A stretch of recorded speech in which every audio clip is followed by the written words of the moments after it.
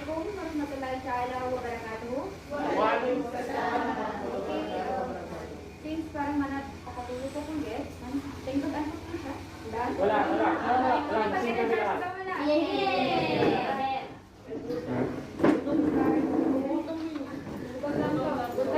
Sige, pag-usog kayo mamaya sa ito. Pag-usog kayo ng Norhanie. Kaya, mapapilyan mo sa Chef Ray? Yes! Sige, mag-uong tayo. Saan? Ate Will? Extending? Ikaw ay si Saada? Extending? Ikaw ay Queen? Extending? Kasi katawan, ato silang po na meron ka bakul. At nang-stream Saada.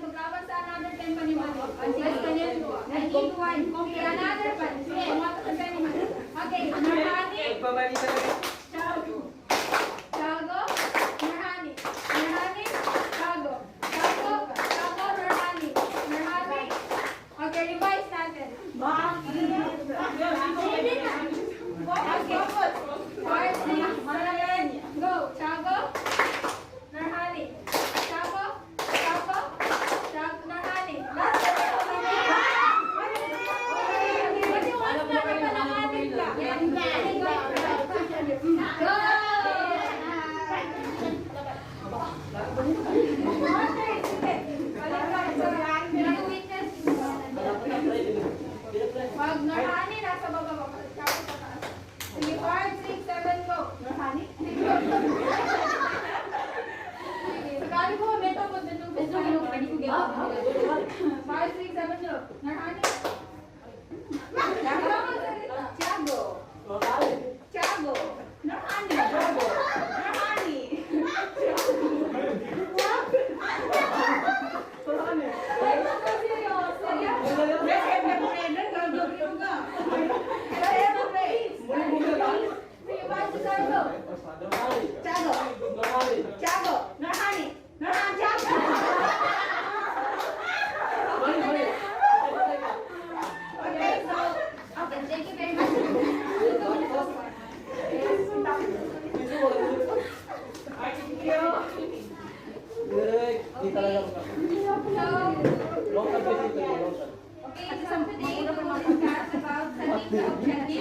Which is the learner-centered approach.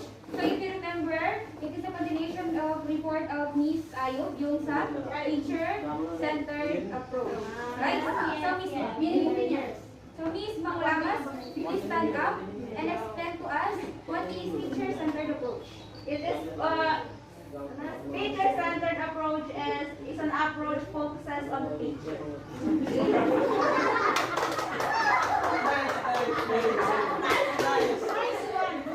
Okay, so somehow her answer is correct. So teacher-centered approach is basically focuses on the teachers. Meaning to say, yung teachers ang nagpo-provide ng information for the learners or tinatawag na yung spoon feeding approaches. Okay, so our learning outcomes. Learning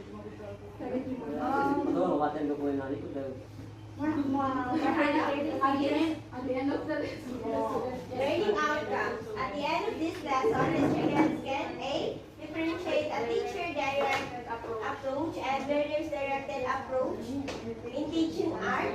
B. Recognize the different purpose of an art activity in varied setting. And C. Examine the factors choosing an appropriate art activity for students. Okay. So, inshallah, ma-achieve natin ito. Inshallah. Okay. So, here's the quote. Teacher must be exemplars of a way of life. They must be artistic and able to improvise, free of preconceptions, and forever expecting the unexpected. They must be sensitive and receptive to the changes in human nature according to Paul's standard. So, Miss Ayub, please stand up and give your insight regarding this quote.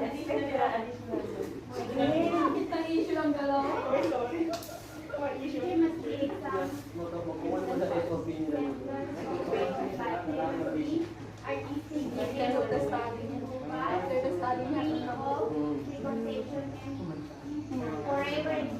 Forever expecting the unexpected.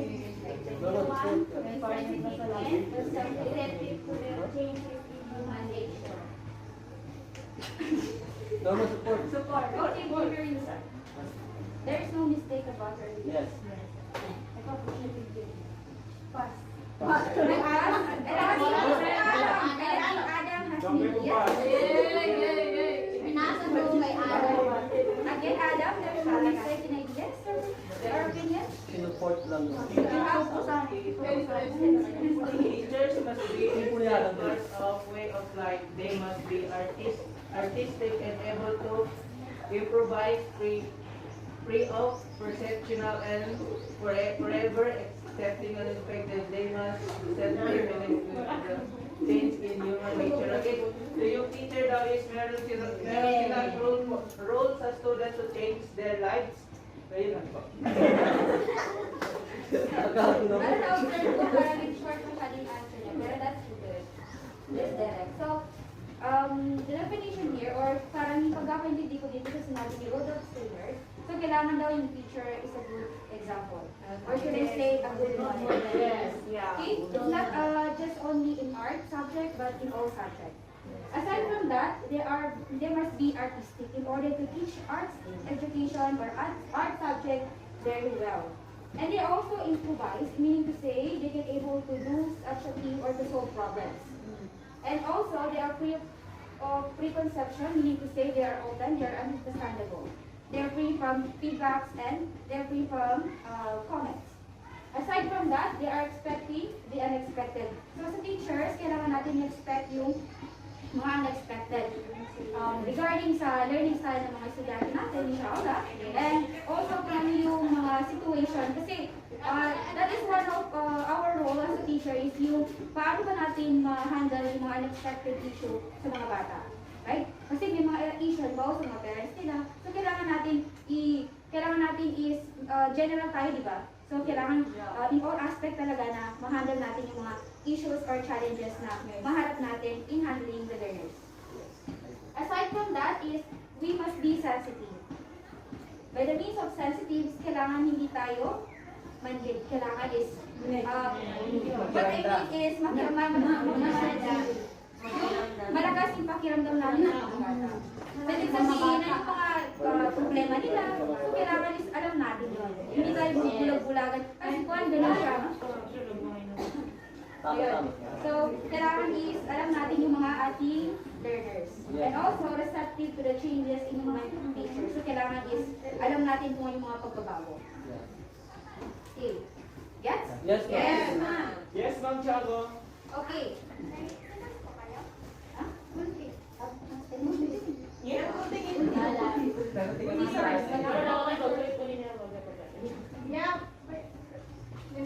Dito po sa second floor.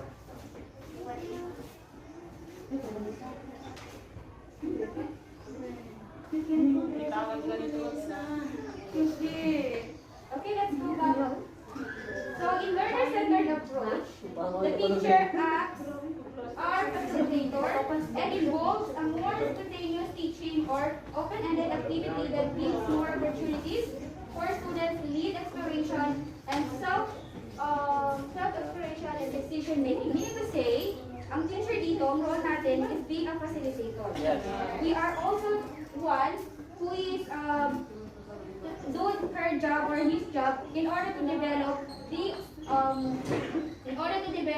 learners in decision making, exploration, and self-exploration.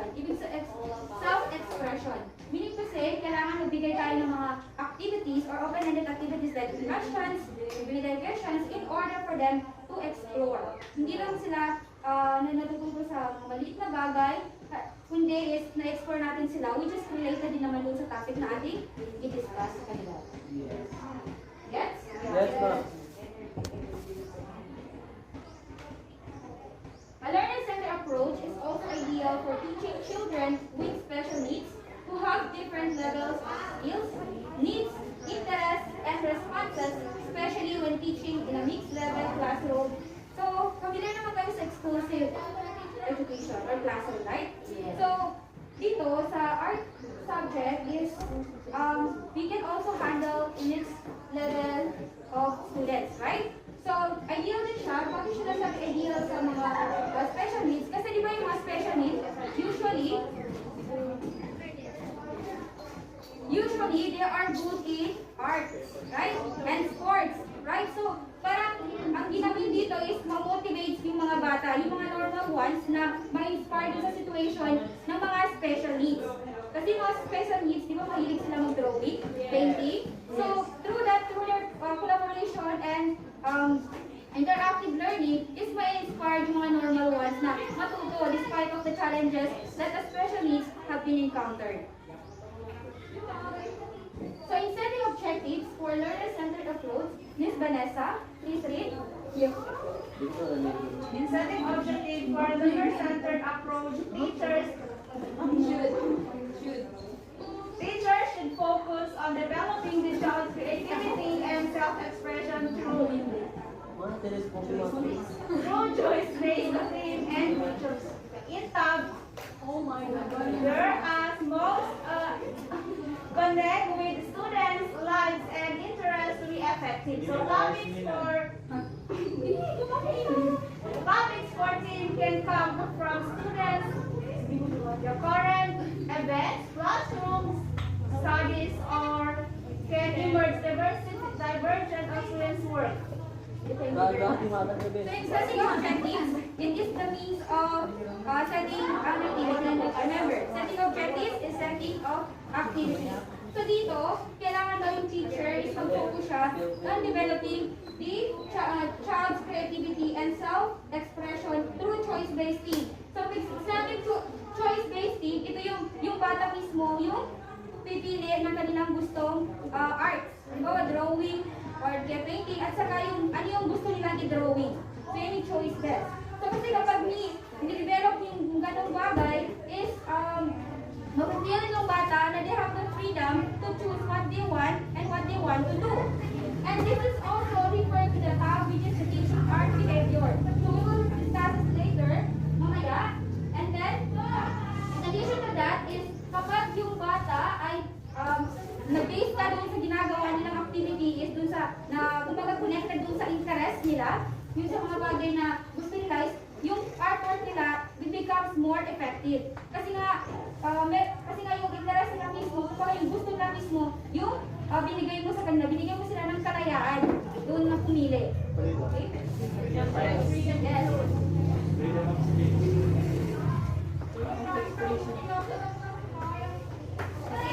In addition to that, in learner-centered approach, the teacher should consider the students' input to know what and how they want to learn and what they want to do. New ideas and methods are encouraged so that no artwork will look the same. So yun sabi kanina, sa learner-centered approach, di ba sinabi, learner-centered approach, ito yung collaboration between teachers and students. So, dito is binibigyan mo sila ng freedom to choose what they want to learn and what they want to do. Halimbawa, pinadraw mo sila ng pine tree. So, which is ang na-expect mo doon, nakita mo sa artwork ng bata, is yung pine tree, hindi mo siya nagbumukhang pine tree. Kasi yung ginawa niya, di ba, parang may dahon dyan, na ginawa nila is yung kamay. Yung parang kamay yung i-draw nila. At saka dun sa taas, nilagyan nila ng eyes, yung mukha ba. So, kailangan sa drawing na yun is hindi mo sila sasabihan na hindi ganyan yung fine tree. Instead, encourage mo sila, i-appreciate mo yung ginawa nila. Kasi by appreciating or encouraging doon sa ginawa nila, so no artwork look the same. Kasi nga, hindi sila magkakapareho. Sinabi mo kanila is fine tree yung draw nila, which is yung nagawa nila ay hindi ganon. Hindi ganun exactly yung fine tree na na-draw nila. So there is the same artwork na magagawa ng isang learners. Yes. In most after-school art workshop, for younger children, the focus of an activity is for enjoyment, fun, and exploration, or is called art as play. The focus is on experimenting with different art media,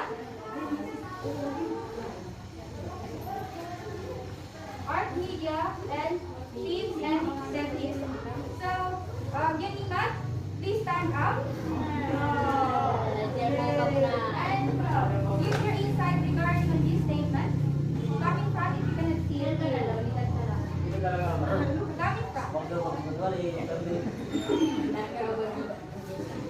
coming In most after-school art workshop for younger children, the focus of an activity is for enjoyment, fun, and exploration, art and play. The focus is on experimenting with different art media, themes, and techniques. Idea? Yes. So, in most artwork kasi, hindi dapat pinipreso yung bata, dapat yung paggawa ng artist dapat nandun yung fun and kumaga magkaroon sila ng even though there is a fun, dapat magkaroon din sila ng learning through that fun. Through that fun. So, in most school, ang kanilang ginagamit by using this approach, this centered approach, is more on ginagawa nilang play. Marami silang games na ginagawa in order to catch the attention of the learners. Yes. Kasi through the games or yung mga play na while you are teaching art is para makukuha mo yung kanilang interest doon sa pagtuturo mo. Kasi kung more on content yung babasihan mo is yung mga bata, gaya yung mga bata hindi masyado nakikinig o kung wala sila sa classroom. Yung mind nila, sa iba-iba sila nakatingin. So, in order to catch that attention, is kailangan yung teacher is marami siyang strategies na gagawin in order to learn the learners not just only by reading the text on the books but also ma-apply nila. At in addition, aside from rubrics na gagamitin mo in order to check the activities of the learners, is marami kang mga factors na magagawa yung teachers. Halimbawa is, pwede kang mag-observe. Mag-observe during the artwork process. Tatanungin mo sila kung ano ba yung ginadrawing nila, kung yung ginapaint nila. Aside from that, is pwede mong tanungin kung ano yung art nung kasama nila, kung ano yung na-observe nila dun sa art ng kanyang kasama in a good way. Okay. So, teaching, ito yung sinasabi ko na tab, which is teaching for artistic behavior, or also known as tab. This approach has 3-sentence curriculum. The child is the artist, what do artists do, and the art room is the art studio. So this teaching art for artistic behavior is also known as a choice art. Meaning to say, the learners learn on how to think like an artist because it helps to develop their critical thinking skills, their decision making, and problem solving.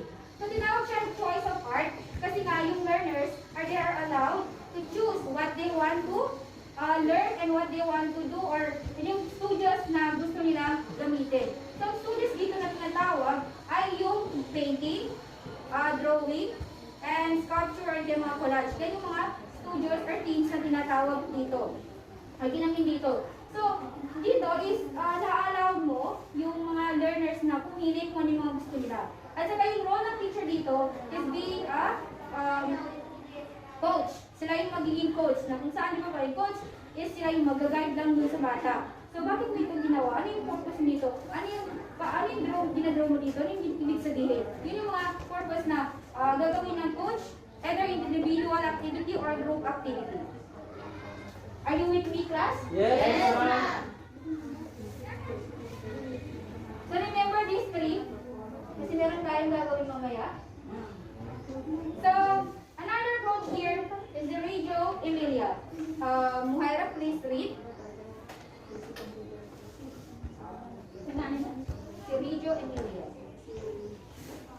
Reggio Emilia, this approach uses a constructivist, self-guided curriculum that applies self-directed, hands-on experiences in relationship-driven environments that focus mainly on early childhood education.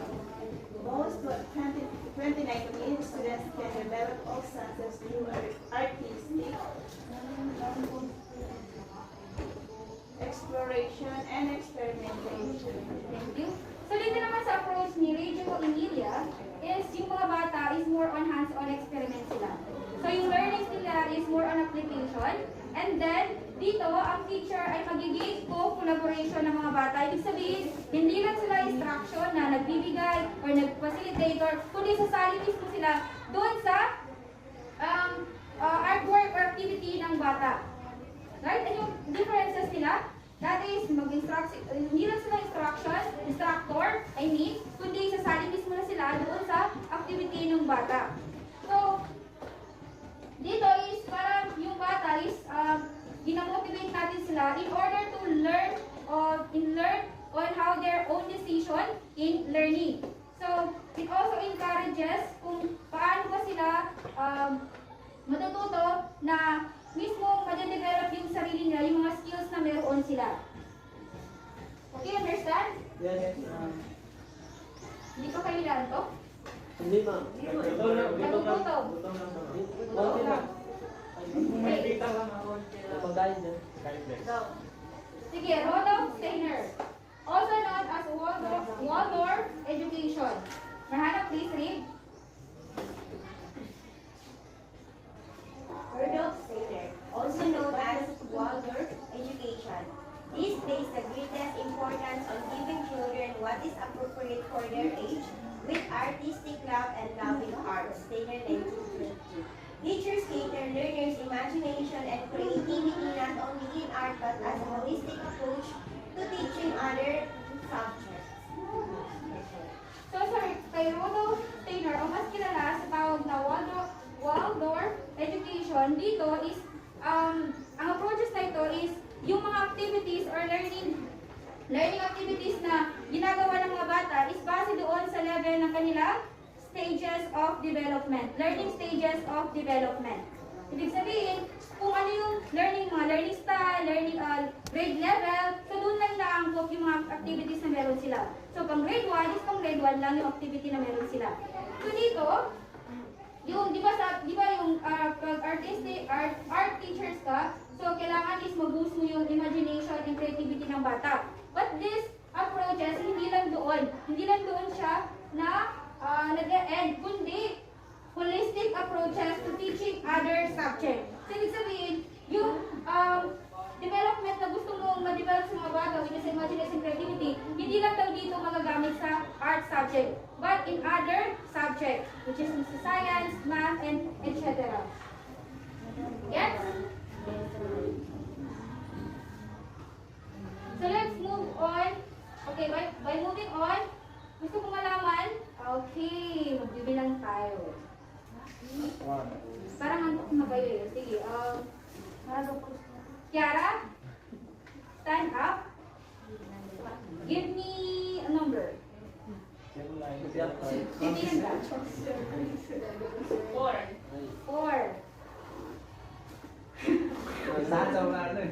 Okay, ayo.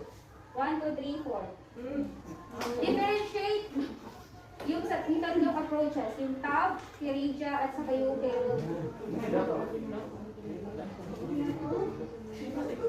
Yung kay Rudolph, Regio,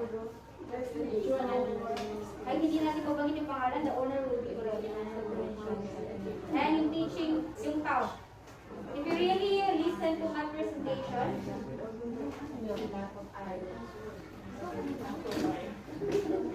okay, sa tab ko muna, explain na yung pagkakansin mo sa tab. Teaching artistic behavior.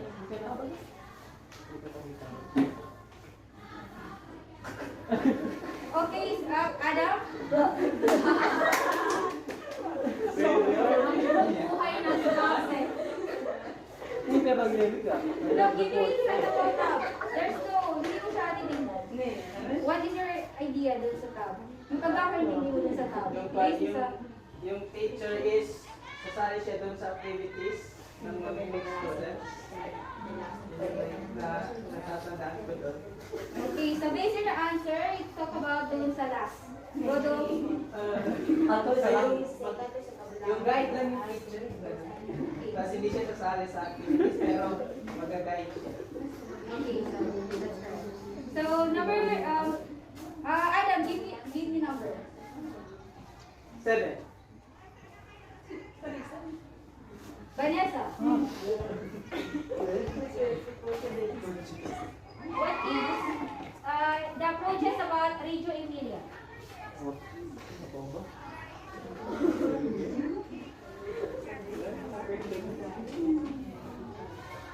So, sorry daw. Agency Media. Mana focus ito sa experiences. Experiential learning. Experiential learning. Thank you. Give me number. 5. Marcela. Regarding kay Rudolph. Ano naman mag-ising tayo ng konti. Rudolph Steiner. Si Rudolph Steiner is focuses on loving art. And I think Amir Saan? will add. Enough na yun. Okay, Mami. Ay, kay Rhea. Yung sa last part is kumbaga, yung mga artists is, they know how to love their artworks. Additional Rahana. So, additional kay Rodo is, yung activities daw about sa art is nakadepende sa level of the learners. So, i-apply lang siya doon sa level of the learners. So, for an instance, the first activity is magdodraw yung mga bata. So, yung appropriate doon is nasa grade 1, grade 2, grade 3 na activity. So, yun yung kay Rodo. Very good. We agree. Okay, so, how is it feeling? Ano nararamdaman? Very exciting. Enjoy. Okay, so let's proceed to learner-directed art activities and teacher-directed art activities. So dito is learner activities, yung sa learner activities, ano yung mga tumutulong. Malalaman natin dito yung mga activities regarding sa learner-directed at saka yung teacher-directed. Since ito ay pareho din ito, compare lang natin siya. Kasi continuation ito ng teacher-directed approach. So, sa learner-directed art approach or activities, rather, sa focus niya ay for fun and enjoyment. Okay? So, yung mga activities dito is for yung mag-enjoy yung mga bata. Yes. While dito naman sa teacher-directed art activities, ay yung i-develop dito yung skills at saka more on content. Yung matutunan ng mga bata. Sa description, ang aims lang sa learner ay holistic and age-appropriate learning. So, mabibuild dito yung holistic development ng isang bata at saka which is based on sa appropriate learning at saka appropriate age level ng bata. While dito sa teacher is habituation and mastery of skills based on standard competencies. So, meron tayong standard competencies, so which is yun dapat is ma-master ng mga bata dito sa which is dito sa teacher-centered approach. So, aside from that is student can choose first experiences, yung mga interest nila, yung mga gusto nila. While din sa teacher is unfamiliar content, yung mga theories, history, more on unfamiliar na hindi na masyado pa na nalaman. Yung mga principles, mga theories, at saka histories. Content. Okay, so sa priority for assessment, when it comes to assessment, yung mag-base siya sa Dun sa observation, documentation, and student enjoyment. While dun sa teacher is a more on application of skills. Mga learners na kanilang natutunan. So, in addition, meron din dito ideal course. Ibig sabihin na yung activities dito ay appropriate lang siya sa from kindergarten and early grades, yung sa learner. While yung sa teacher is upper elementary grades, high school, and learner who had demonstrated exceptional artistic performance. Then yung example lessons is self-portrait and friends sa mga bata, and sa teacher is still life of fruits of flowers and Philippine tradition. So more on sa mga traditions, Philippine tradition yung mga lessons na yung dito. And so on. Basahin nyo na lang kasi masyado marami. Yes, ma'am. Sa module naman. So dito, student-centered pedagogy versus teacher-centered pedagogy. So dito, understandable self-explanatory naman, yung sa teacher is focus is on the instructor, yung sa teacher, while yung sa learner is focus both student and teacher. So dito, sa teacher is yung student is work individually, right? While yung sa learner is may collaboration at saka group work. And then dun sa while yung sa pag-manage ng teacher is yung pinokorek niya yung individual art ng mga estudyante. While dito naman sa learner, hindi sila magbibigay ng yung pinokorek na hindi tama yan. But then dito sa learner ay binibigyan nila ng feedback at saka pinokorek nila mismo yung artwork ng yung bata with motivation sa how about lagyan mo ng ganyan or mas dagdagan mo pa ganito. While the teacher is instructor mismo yung nag-observe while yung correct na individual yung performances ng bata. So basahin nyo na rin. So meron dito graphics. Are you with me? Yes, ma'am. Okay, meron dito graphics. Makikita sa figure 1.1 yung tignan nyo yung teacher-centered pedagogy. Diba? Yung teacher yung nasa taas. So, ibig sabihin, siya yung nag-deliver ng mga information. Yung focuses. While dito sa learner-centered pedagogy, is napapalibutan siya ng mga bata. Ibig sabihin, there is a collaboration. Yes. Ana and James sa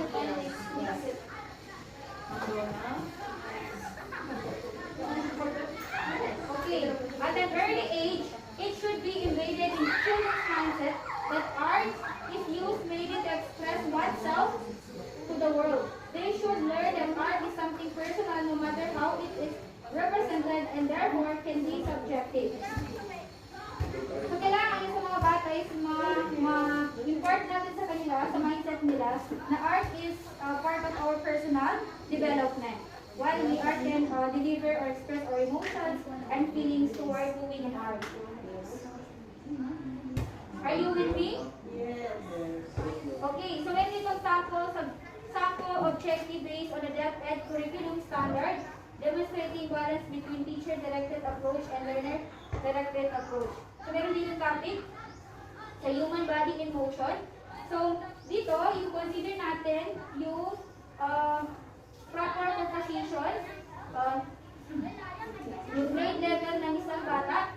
So yung sample objective dito is, ano yung mag-draw nila is yung basic shapes.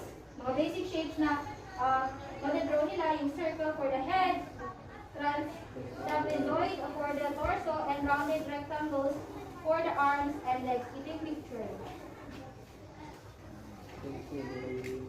Ito siya. So yan. Yan yung mga... Yes. Basahin nyo na lang. Sobrang dami. So, pag-ibasa lahat. Teaching art is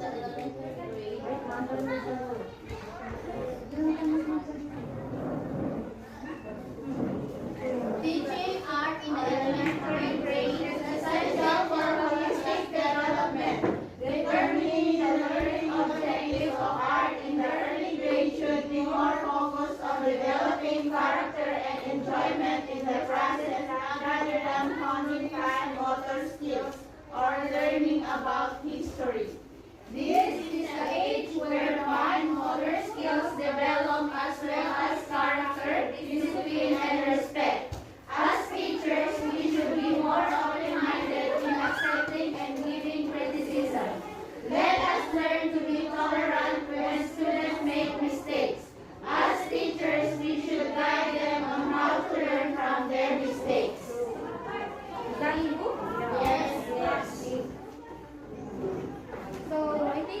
study on